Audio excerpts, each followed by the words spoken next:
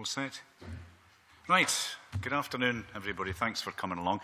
My name is Bill Johnston. I am down as the facilitator for this session, which effectively means I try and share things, keep order, make sure everybody has their say, and we all leave without violence and breaking out in hand-to-hand combat and the like, which I'm sure we'll hopefully manage to do. We've got tech support with us today, so just a word or two about that. When people are speaking, you don't need to press buttons, as I understand it. That'll all be taken care of for us. But you do need to speak towards your microphone. So if you want to speak, if you could indicate, that'll be helpful to our man in the control box. And when you're speaking, if you could say who you are, that'll be very helpful also for the note taker, who's on my left here is Ian Glover. I'll say a bit more about the format of the meeting and so forth in a moment or two. But to begin, I'd like to introduce Val Bisland from the SOPA committee. Hello, and very nice to see everyone here. If you've attended this morning, and I assume you have, you've heard all about our campaign trail, and you've got the map there, and you can see exactly where the committee have, not the committee, but Tom and our coordinator, Glenda Watt, and various other SOPA committee members can join in these meetings that go around the country gathering opinion. This is the second year we've been documenting the results, because we actually have a form where we ask people to write down what their priorities are. And this year, the same issues are there as was indicated last year, but we have put them in the order that show what seems to be the most important thing to the people that are there. And it's not a survey of thousands of people, but all the people who come to attend these meetings are not members of SOPA necessarily, but they're members, because SOPA isn't a member organisation, but they are members of some local or national organisation. So they're very concerned and interested in what's happening. So the first issue that has gone to the top of the list is housing and community safety. And I think we'd all agree that a home that feels right, that's wind and watertight, and in an area where we feel happy is very, very important. So perhaps it's not surprising that that's gone to the top of the list. Obviously, the second one there is health, and your health matters. But there are a number of issues around houses that are, for example, limited police presence. That's an issue. And maintenance schemes. People want to stay in their own home, but there's not a lot of help. And another issue is lack of transparent and value for money factoring charges and arrangement. I personally don't know much about that, but obviously people who depend on a factor and have to meet enormous charges are obviously very concerned about those rising. And also the lack of a safe and congenial environment. So that's the issue that seems to have hit home to a lot of people that really they think that the government needs to address. The second one, the health and social care. Well, we can become unwell at any point in our lives, but as we get older, biology hits in, and there's more likely that something's going to go wrong, and the quality of health care is something people expect now. They don't expect to be told by the doctor it's just your age. And there are so many different problems around health service and around medical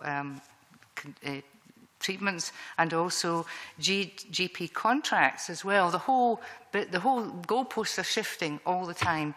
And so also, the people who are dependent on care, they want continuity of care, and you've heard Tom speak about the issue of valuing carers instead of paying them terrible low wages, and they're trying to run from pillar to post in very short time. So we need to look at the training and also, you know, actually looking at these people as doing a very valuable job, not just some sort of casual labour.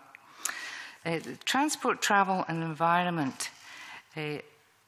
This avoids people having to close down their lives early on. So the number of transport options, it's all very well having free bus passes, as the Minister said, but you need a bus, and you need to know when it's coming, and you don't want to be standing there in the pouring rain because it's been cancelled because there's no driver.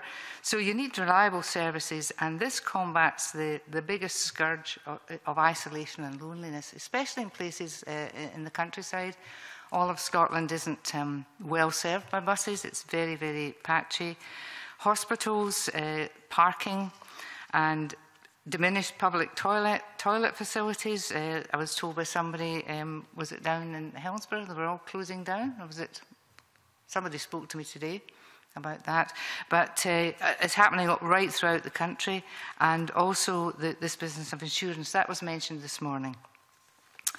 So the fourth in the list of priorities was community empowerment, and I think there's a lot of lack of understanding about what this new law means. And so there's inconsistent intergenerational attitudes. Is this something only for younger members of the community? You know, poor opportunities in some areas for involvement in learning and supporting volunteering. It's great to volunteer, but you need to feel that there's people behind you and you're not left to struggle on your own. Lack of inclusiveness and equality for groups, often in the margins, for example, the LGBTI that Tom mentioned, and ethnic communities. They should really be not just door open, but actually go and find them and bring them in as part of the community engagement. And of course, it's interesting, you'd think money would be up the top there, but retirement pensions and money matters is down there at the 5th level. But it's still, all these are interconnected because you need a whole raft of things for your life to be in balance. And we've talked about food, fuel and funeral costs, all these anomalies in pensions and concern about the changes and where people are going to fall. Are they going to fall through the net and actually end up with less money? And personal assets at risk from scam phone calls, mailings, emails, predatory professionals, tradesmen and family members. And that makes the world sound an evil place. But there are people who are exploitative, and I was at a conference or a meeting in London where there's a special campaign called Tell Jessica, and it's about the fact that this lady, one lady there, is a sort of case study. She became completely addicted to these letters that came in saying that she'd won money. And when they realise that you're somebody who's quite vulnerable, it's often lonely people rather than people with mental impairments, get people hooked as if you're personally going to actually win something. It had actually wrecked this lady's life. She'd become turned against her family, who were trying to tell her this is really dangerous. So as we have an ageing population, there are going to be predatory people out there, and there needs to be some sort of provision made to protect them. And the last is communication and information. Although it comes last here, I think it underpins really everything else. You really need to know about the meaning of things. Our lives are really quite complex if you compare it to 100 years ago, when you really didn't have all the forms and complex tax rules and internet and everything. I mean, it all brings benefits, but it also brings a lot of challenges. So I think computer use, definitely, I think there's a big scheme coming through from voluntary service organisations to try and get, I think, local sort of community champions to get out there, help young people, older people, and anybody who's still not digitally happy working with computers. Then there's the loop systems and lip reading. Is very, very patchy. You can't say this will be the case. I mean, for example, shops now can't build a store without actually making ramps, but there's no rules about loops or lip reading. Ageist attitudes and beliefs. Always, when you see a press, we sometimes get things in the press, but then they put in a story of the most disabled people, and it gives the impression that everybody's like that. Which is very, very annoying when, you know, Tom can tell us that half the volunteers in the land are older people. So it's this trying to break down these attitudes, and then end-of-life issues, inadequate communication between agencies about the same person, and that links into really the health and how that whole system is going to be changed, we hope. So that's a sort of overview of this time. We've put them in the way people, the things that people have expressed, and the most is number 1 and the least is number 6. But I think we've got to realise they're all interconnected and they all have an importance. Okay, I will probably overrun there. Not to worry. I think the numbers are smaller this year than last year in this room, so hopefully we'll have time to air people's views quite substantially before we have to go back to the members' room where we were this morning, and we'll need to start making our way back there about 1:30, I think, is it? Somewhere, 2:30? Let's check to be sure. 2:30 we return to the members' room. I would imagine someone will come and collect us and take us through the maze to get back down to the room, but that's what we'll aim to be our target for closing. As I said, my task is really to kind of chair the meeting, bring people in, and try and check out occasionally that Ian is getting stuff that's usable for his notes, and also that Val is getting a few points that she can report back when we go down to the members' room at 3 o'clock. The focus of the session really is action-oriented. Val's outlined a number of priority issues that have come up through the various SOPA discussions.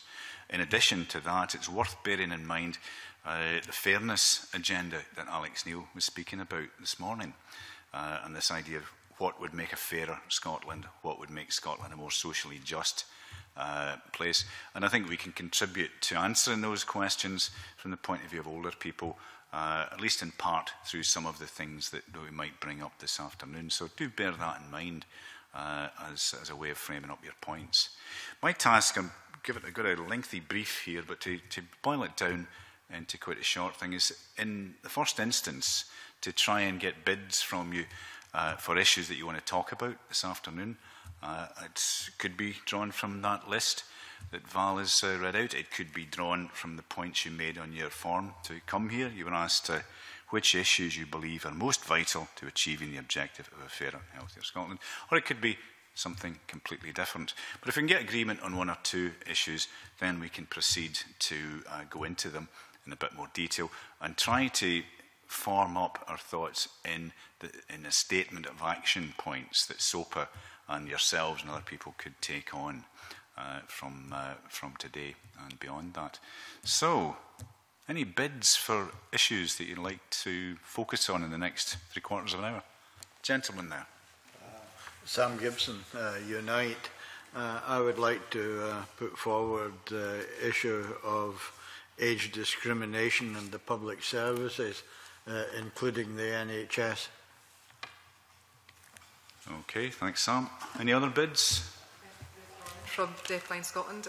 Mine is not unlike Sam's, but what I would like to see is an appeal to take away the over 65 as a demarcation for funding, and it should just be adult funding. Okay. Keep going. Any others? We've got our 2, but we can always have a bid in war if we want to. Any other issues you'd like to bring up? Sorry, could you, just for the record and stuff, give your name and... Jenny Robertson. Undervaluing and non-paid carers, I think that whole area of carers is one that is important. Right. Any more before we close the auction? I'm Cass Galk from NHS, Greater Glasgow and Clyde, and it was just in terms of, as well as how we tackle age discrimination within public services, making sure that we're including age discrimination and all the diversity of older people is visible within that, so that we don't just talk about age discrimination, we talk about older LGBTI people, older BME people, because we don't just think all older people are the same and have the same issues. Okay, thanks. Well, that's 4. I'll be arbitrary and say let's have a vote. I think Ian's just finishing writing down. Do you want to just read them through, Ian, and we'll see? Show of hands. The first one is age discrimination in public services. Stick up your hands if you 1, 2, 3. Okay. 4, 5. Okay. Let's just get a quick feel for it just now. The second one is an appeal to replace older 65 with adult funding. 1, 2, 3, 4, 5, 6. Oh, 2, 3, 4, 5, 6, 7, 8. Okay. The third one is the problem of undervaluing non-paid carers. 1, 2, 3, 4, 5. Okay. The fourth one, age discrimination as it affects the different equality characteristics. 1, 2, 3, 4. Okay. I'll hold back in case there's a cast-in vote needed. But, Do we maybe need some questions around the... I think we do. Yeah. We've got a tie, 2 at 5 and 1 at 8.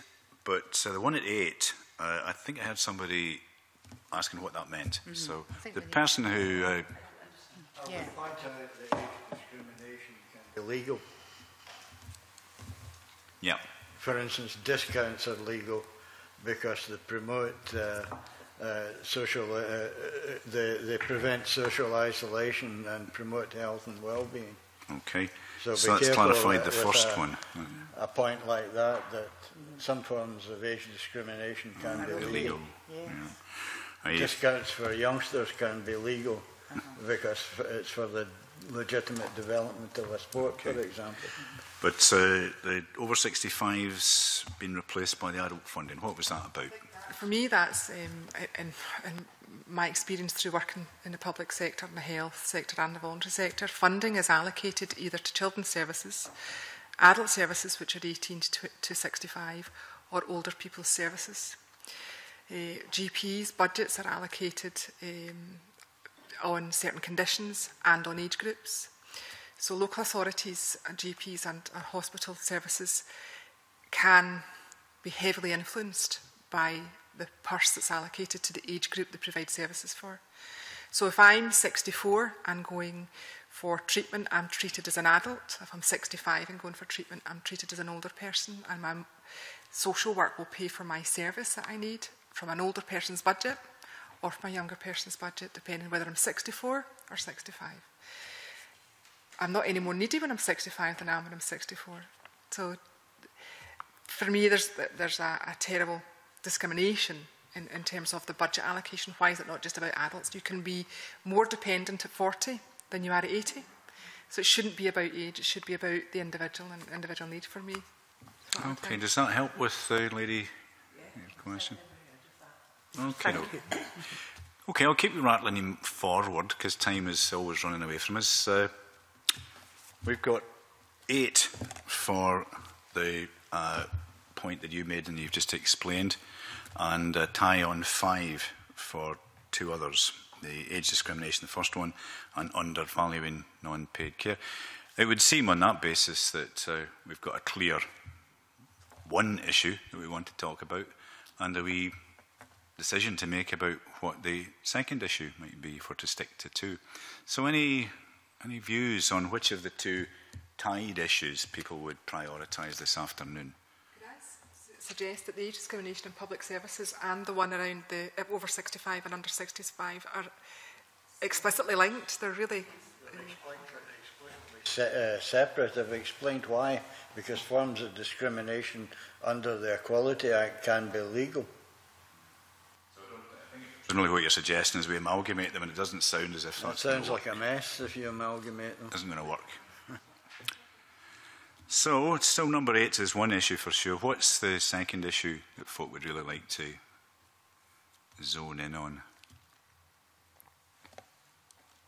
I would actually suggest that 1, 2 and 4 are all part of age discrimination.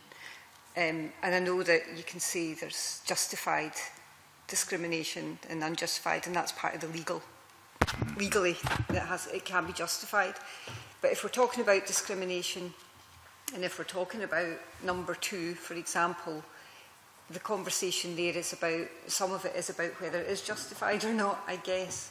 So to me, Oh, sorry, the carers one is, there are kind of two issues up there, the way I see it, and one's a very broad age discrimination one, and the other one is about carers. Yeah, I think we're starting to get into the territory of it's all collapsing into everything. And the brief I've got, which obviously determines to some extent what gets fed back in the members' room, is to pick on a couple of quite specific things, discuss them with a view to identifying actions that could be taken. So I think I'd like to stick with that brief and see if we can't pin this down. We've got one issue which seems to be well supported, and we've had an explanation of that, and then nobody's changed their mind. That one, let's get to it. Well, it's the Scottish Older People's Assembly we're at. Pensioners are part of that. But, Yeah. So, how do we break the tie? Does anybody want to withdraw or change their vote for the first and the third? Or maybe we need a wee bit of debate about it. Or We not, would or probably be time. debating here till the cows come home, is my sense of older people's many meetings. Once you start debate, you tend not to get actions identified. Would it be helpful, Manager, would it be helpful then if we were to have a statement about what age discrimination in public services really means? Because as someone who was a public servant all my working life, I would like to know why that is a big issue for the person who put it forward, please. Well, if you have evidence that you've been put down a waiting list because of your age, that's discrimination. In a hospital, got it? Got it. Good stuff. That's helpful. I'm starting to move in the direction of being quite arbitrary here and tossing a coin between the two that are tied. We've got one clear one, and I'd quite like to start working on that. Well, Yes. Now I know what one is. I will be prepared to shift my vote for number 1 to number 5. My number 1 vote to the carers. So that's number 3. So that'll make that one 6, and mine is 1 with the top one. Is that helpful? From my point of view, very helpful. Right. Others may not agree, but there we go. Okay. In that case, so we had a little account of the issues around replacing the older 65 with adult funding. Is anybody still in any doubt about what that's about, or want to comment or discuss it at all? I'd like to make a comment. Until the beginning of this year, I was managing social work services in hospitals on the west coast of Scotland. And this is something that I came across a lot, this form of discrimination. Sorry, my name's Jane Worrell. I'm now Chief Executive of Deaf Connections, but as I say, before that I was managing social work services. It was really difficult for the teams of social workers that I managed when they were assessing for services, because if somebody was under 65, they could stay in their own home and be supported to stay there through an individualised package of care and support. But once the person hit the magic age of 65, if we could not sustain that person in their own home with 4 calls a day, and they didn't have their own money to supplement that package, it meant that the person very often ended up in a care home because they needed more than 4 calls a day if they were over 65. Now, to me, that just seems absolutely absurd, because the minute you go into a care home, as you will have seen with your friends and relatives, quality of life becomes something very different to being sustained in your own home. And so for me, it's completely unacceptable to have that age 65. No pensions at 65. I won't have a pension at 65. I'm now being told to be 67. But my funding demarcation is still 65 for services. I think we should close the discussion down. It's going nowhere. Well, I think these points No, I don't need think to we'll be close it down raised. just You yet. know, I think that people need to be able to express their frustration at that. and how scary that is, because certainly, you know, there'll be those of us here today who would be horrified at the idea that at the age of 65 we would perhaps have to go to a care home. And I've seen that happen time and time again because there's no funding for people to stay in their own homes. So you want to take a minute and then Val? Yeah, I just wanted to say that actually that situation is now illegal if a decision is based purely on age. It's illegal now under the Equality Act in 2012. It doesn't mean that it doesn't happen, but I think there's a what I was interested about in that question too was how the funding is targeted and how it's distributed. For example, and just as an example of the illegality in older people's services, particularly mental health services, there's always been this cut-off between under 65s and over 65, so that if your first mental health episode was over 65, you would go into older people's mental health facility, as opposed if you were an inpatient or whatever, even if you were in the community. A lot of health boards now have been working towards removing that distinction, because if someone took a test case to court and it couldn't be justified on clinical grounds, then it would be illegal. And finances are not a justification, having a justification for that cut-off. So I guess it doesn't mean that what you're saying may not still be happening somewhere, but actually see that if someone did take a test case out, then it wouldn't be legal anymore. But the funding bit might be, you know, kind of different there. I don't know enough about how that funding's organised. Yeah, the funding bit, because if you look at the health board in any of the health boards in Scotland, for mental health services as a lovely example, if you are diagnosed with severe depression at 40, you will go to an adult service and you will have counselling support. You might have diagnostic behavioural therapy or whatever, all sorts of different treatments. If you are 66 and diagnosed with severe depression for the first time, you will go to geriatric services. And there will be you will not have access to funding, because the funding for the therapeutic interventions is within the adult budget and the older people's budget. So they're not discriminating on age, they're discriminating on budget pots. And if there's no money left in the budget pot, it doesn't matter whether you're, say it's ageist, there's still no money in the pot. Because they've got two separate pots, the pots for over 65 and under 65. So for me, it's that the unequalness of the pot, because the pot for the over 65 population is a larger population, but the pot in terms of services is smaller. The courts can decide. Are we arguing about something here? No, this is about allocation of budgets. This is around how Scottish Government health boards, the Equality local authorities. Act doesn't operate then if the courts can't decide on it. Well, I think what we're trying to do is identify actions. These are issues, though, but these are issues that are the Equality Act I could challenge around treatment, but I would need to prove it. However, if I take my health board to court because I say at 66 they're not going to provide me with whatever piece of equipment because they've no budget, the courts will say, well, they can't provide it because there is no budget and there is no law that says they must provide it for budget. Do you see? So it somewhere starts with that, to become but I a would problem. sorry to cut you off, but No, that's what I'm here for. Val, you had your hand up for a wee Yes, while. well, no, I'm appalled by what you've said, because if we're living longer, if we're going to be living till we're 85 as healthy people, and we have a mental breakdown at 65, the thought of actually being treated as an older person and lumped with everybody else and every other mental condition sounds horrendous. And I can't see how this matches with the fact that we're expected to work longer and expected to live longer and be part of the community. You know, it's just wasteful of resources to let people decline and develop all sorts of other illnesses because they're not being dealt with properly. Okay, this lady.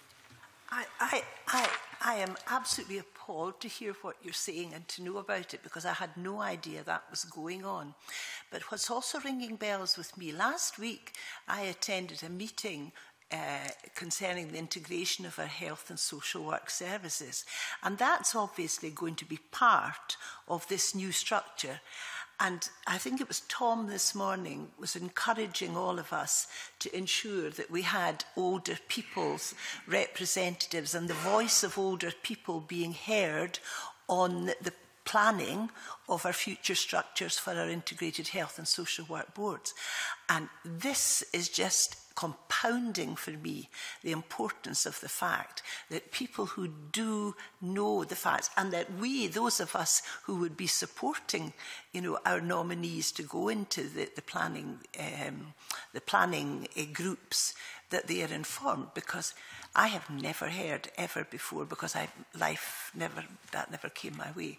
And I think what I would be asking is that SOPA could, I don't know about legislation, but could we be asking SOPA, in light of the up-and-coming integrated health and social work boards, to look into situations such as that, as it will affect older people in Scotland? Well, I think that brings us nicely to where I kind of was hoping to get to, which was to look at what actual action would people propose that SOPA, or indeed other bodies, the Parliament or whoever, take. Is there anybody who hasn't spoken thus far and who would like to make another point?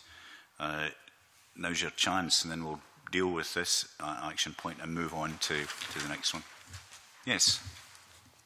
Hello, I'm Heather Fisk and I'm the Project Manager for Independent Living in Scotland. And one of the things that struck me about that conversation is the confusion around what the Equality Act does and doesn't do.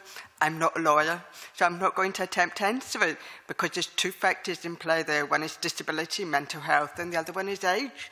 And it gets incredibly complicated. And I'm so glad you just raised the point there about what we should be doing. And I actually think, and I do not know what SOPA already does and doesn't do, but I do think it would be extremely useful in some way for members of SOPA as an organisation to equip itself by perhaps hearing from lawyers. And also, you know, one of the things we've found with disabled people is that there's so few lawyers who will take discrimination cases or social care, especially cases, for and on behalf of disabled people. And I do not know what the situation is with older people's discrimination cases. And if there is not already a sea or a network of lawyers who are prepared to work with older people, taking into account the challenges that people face in terms of income, in terms of knowledge, and in terms of willingness to actually go to court, because it's a big issue for disabled people. It's not just the barriers, the physical barriers and the financial barriers. It's just, if I go to court, I'm challenging the little support that I do have. Will I end up losing that? Will I get blackballed? And there's that fear there as well. So perhaps the discussion about legal issues and how to build the capacity of the organisations in terms of more legal availability. The law was changed or extended in 2012. The Equality Act, age discrimination was extended to public services. There's virtually no case law.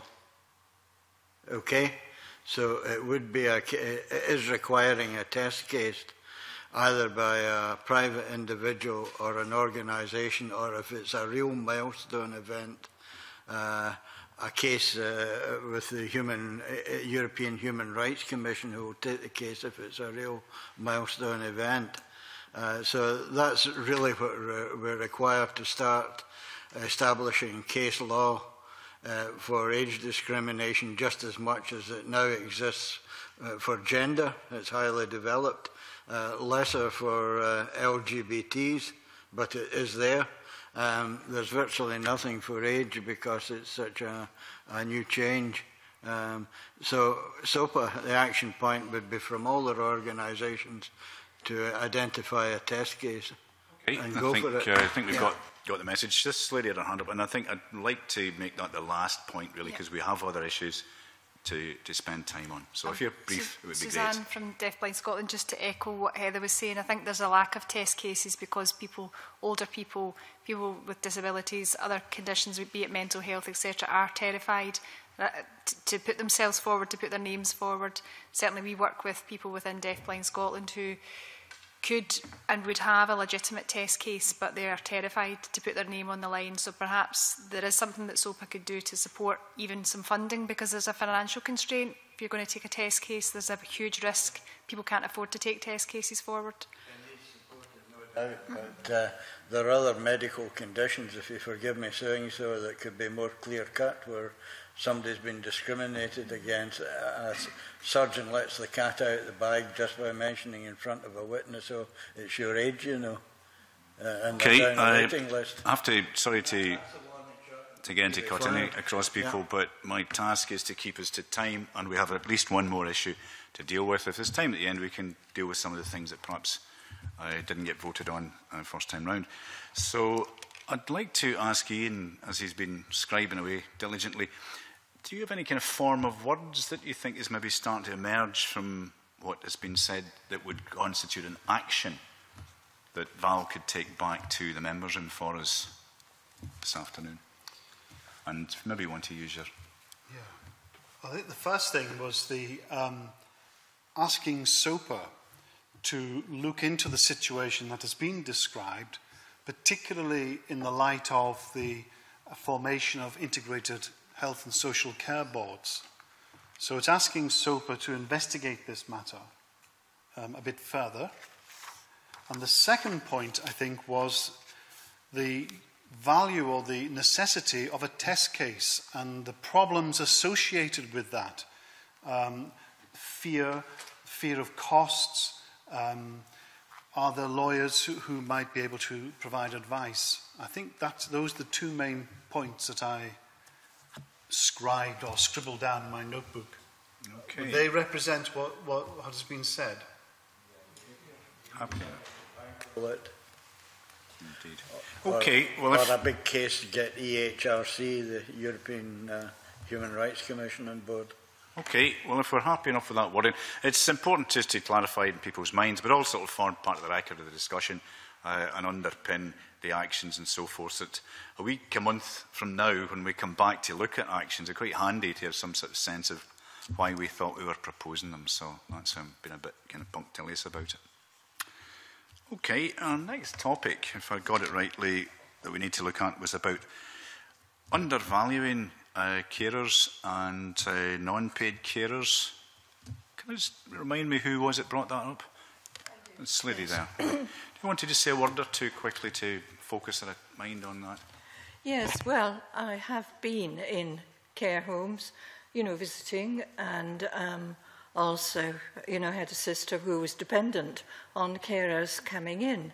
And one of the things that certainly comes out is that they are undervalued, as you said, rushing from place to place, lack of consistent training across the board. So there's the training aspect, which I think comes into value, as well as, of course, the money. And unless we're prepared to put both wages and continual and continuous training, then we're going to leave these people in dealing with people who are very ill, who are suffering, and who perhaps are dying, and all of the emotional impact that has. Thank you very much. Mm-hmm. Any experiences or thoughts that folk would like to share about this issue just now?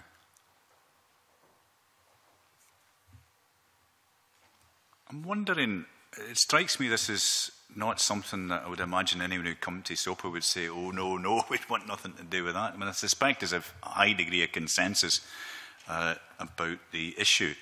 So, I mean, unless there are folk who want to oppose it or whatever, not to put words in your mouth, Kath, but... I don't want to oppose it at all. I think it's a really valid point. And I think the other aspect to it is very often a lot of the carers that we're talking about, unpaid carers particularly, are very elderly themselves. They're of a good age and they have physical and emotional demands being made of them, at a point in their life where they themselves, they have to put aside their own health needs for a period to look after their partner or someone else. And I do know a number of you know, individually, I know a number of people where the carer has actually died before the person they're looking after, and I'm sure there's maybe not enough research into this, and that's something that we could maybe have more of, is that impact, because it surely is connected to the stress and strains of kind of that caring, and sometimes that caring comes to an end and then their health goes into a sharp decline because they've managed to sustain themselves for a period. So I think it's a very, very important issue. Helen? Could I suggest then that we separate it into home carers and carers who are employed as carers, because it's two very different issues.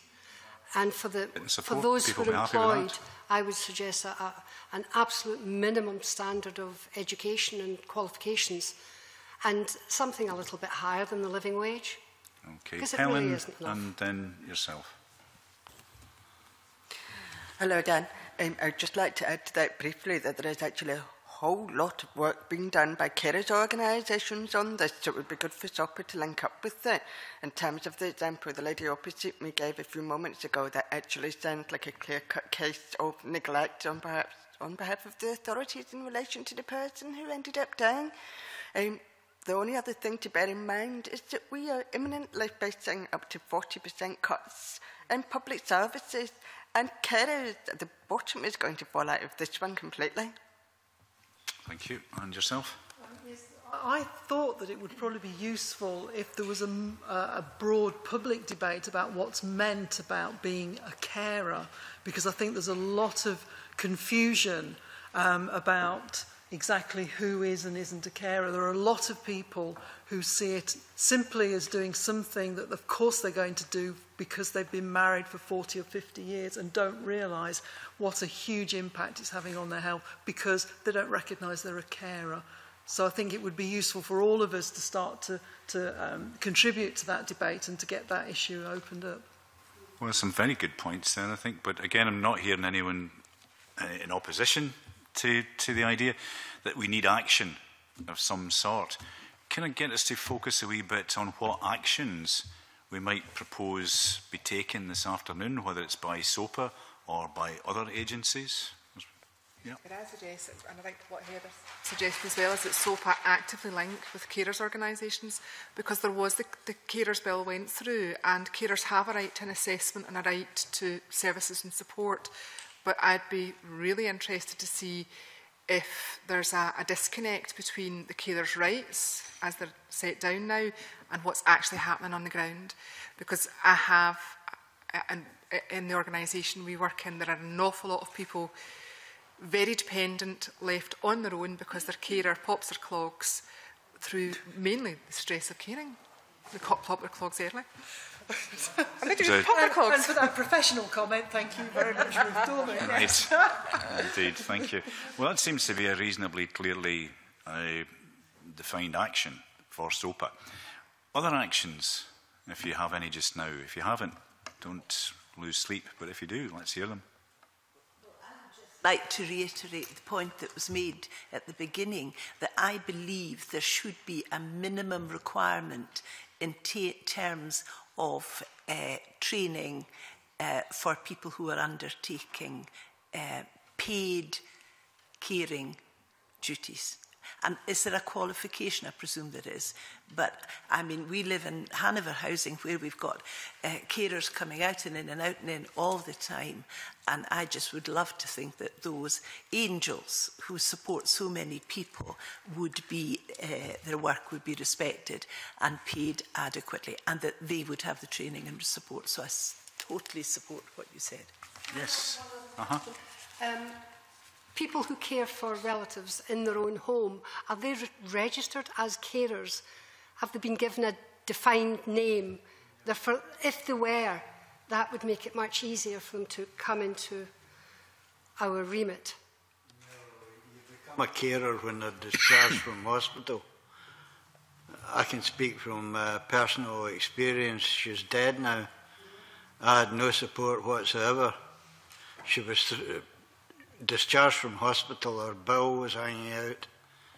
It took 4 nurses up at the health centre on occasion to stop the flow of faeces hitting the ceiling. That's what happens, and there was no support whatsoever. and she died finally. Lived like that for 3 or 4 years. So had you been registered with the GP no, I as a told carer? you they're discharged from hospital and you become a carer.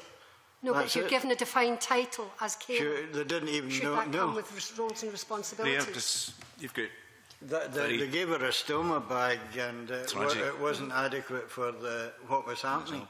You've it had was quite, for a surgical stoma. Quite a traumatic personal experience already. There's a Well, number you of wanted it, but you wanted exactly. it But I'd like and I also can to, give if you'd it let to me you, and finish, that's to bring in somebody who might be able to answer the lady's question. Any of the professionals.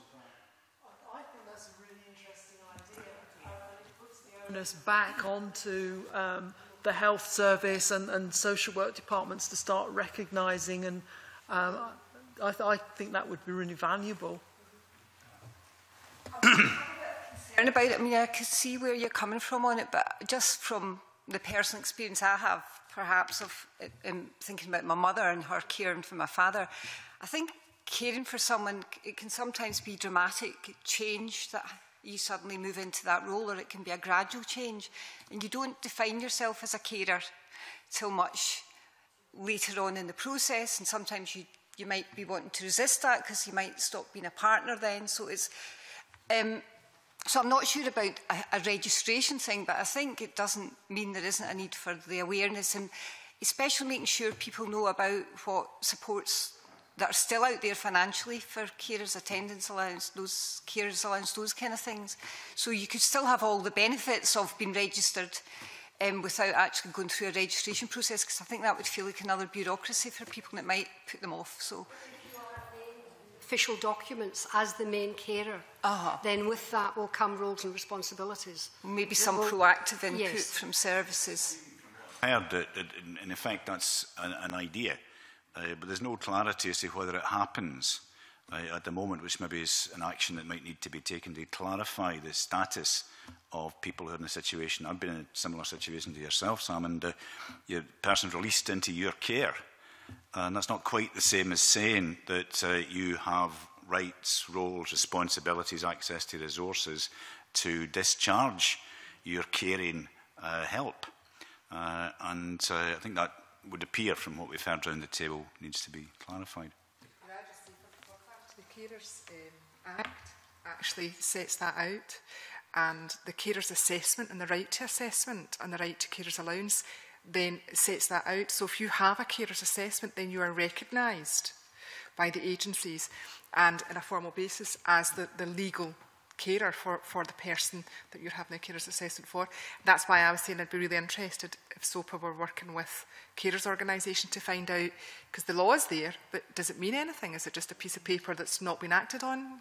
Perhaps that's tightening up our action point a wee bit, or one of our action points, from not just clarifying the kind of legal situation, but to actually clarifying how well known that is and what steps are taken to make it known to people, not only people who are finding themselves in caring roles, but people who might.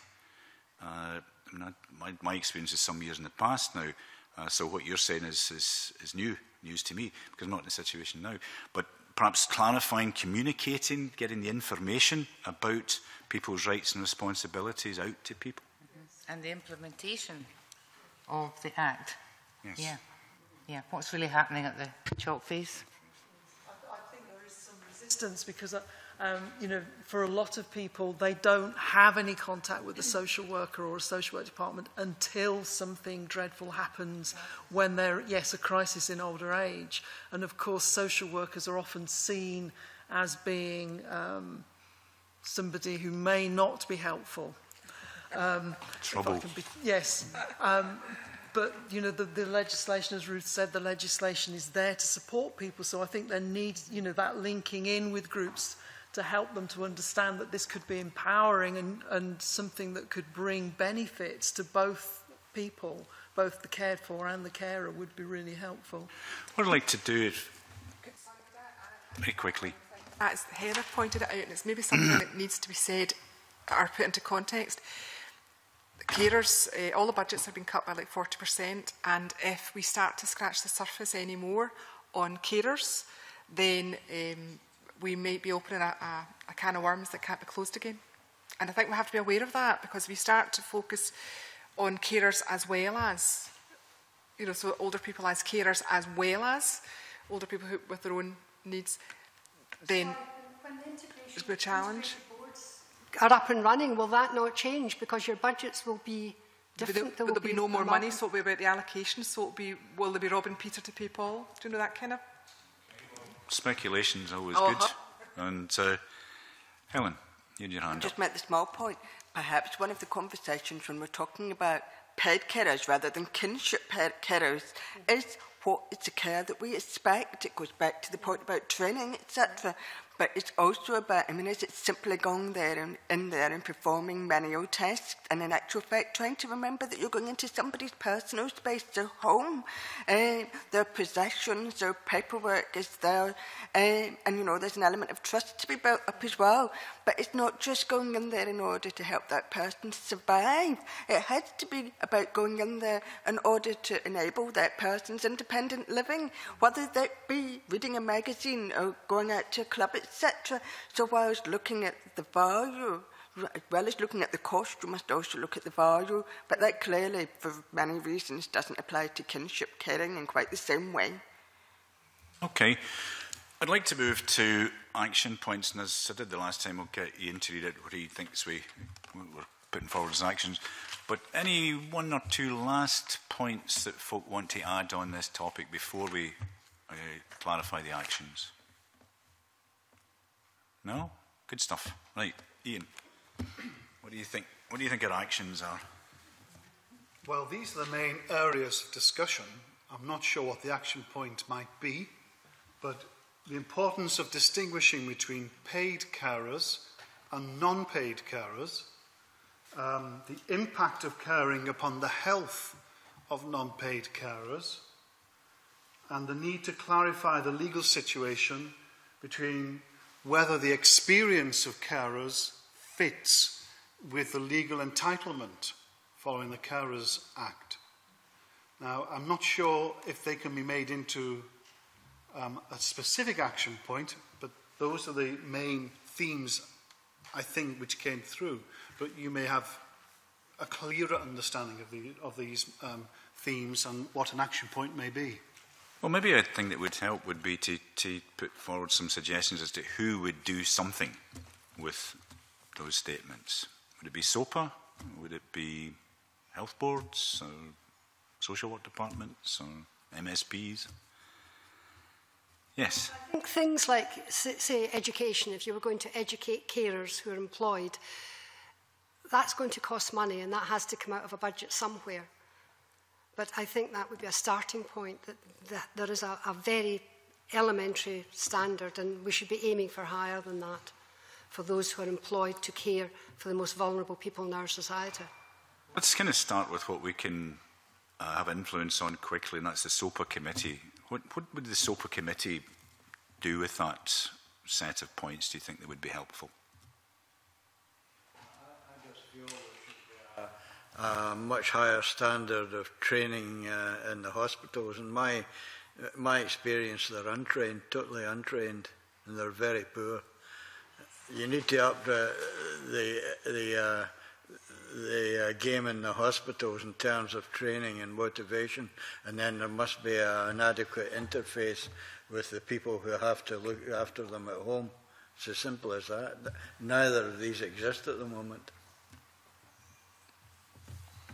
I would wager that the SOPA committee could probably, in terms of an action, make a request either in partnership with the carers umbrella organisations or individually to Scottish Government around stats, around the carers assessments and carers benefits. Because if we know how many people are having unpaid care, and then we correlate that with how many people have had assessments and are getting benefits, we know where the gaps are. Suggest that there's a data set floating about there. There should be, because if the assessments are done by social work, then there should be a data set there. And we've got data sets from carer organisations around the rules of thumb about how many unpaid carers there are. And if there's a disconnect between how many assessments and how much benefit and how many carers we think they are, we know there's a huge gulf. Could you then look at the cost of putting someone into a care home, and compare that to the cost of a kinship carer. Now, that's not a huge amount of work, I would have thought. If it's that work's already there. I think what's needed is that the gap, how much has still been saved by kinship carers. Okay, so any closer, do you think? Well, you're kind of going to be in the hot seat. Do you think you've got heard enough to say what our action point is on this topic? Probably not quite there yet, because it's got to be, I think your point about the linking with carer organisations is critical, because SOPA are all volunteers. We really need to, we can't start from a slope, we need to start from a position of getting hold of information quickly and being able to influence. Then our role is really to try and influence the politicians. So if we can get that information, we can get the trust of people to give us that information, then we can actually begin to use it as a tool. Probably the easiest thing would be to say Christian Allard will do it all, and he's just at the back of the room, so it'll be easy enough. We'll tell you later what it is you have to do, Christian, don't worry. Okay, I have a feeling, well, we've got about a minute or so left, but we've got as far as we're going to get. I think on both topics, I think they were well-chosen topics, and I think also that the discussion points, the contributions, should give us through the note quite a good kind of explanation of what we thought those issues were about this afternoon. And I think for certainly one of them, we've got a reasonably clear action point that we can feed back. And for the second one, it's maybe still needing a bit shaping up, but we're getting there. So unless there's any other points or issues that folk would like to bring up, we can go to the loo or whatever we want to do next, which is and get ourselves down to the members' room. Anything else you want to say?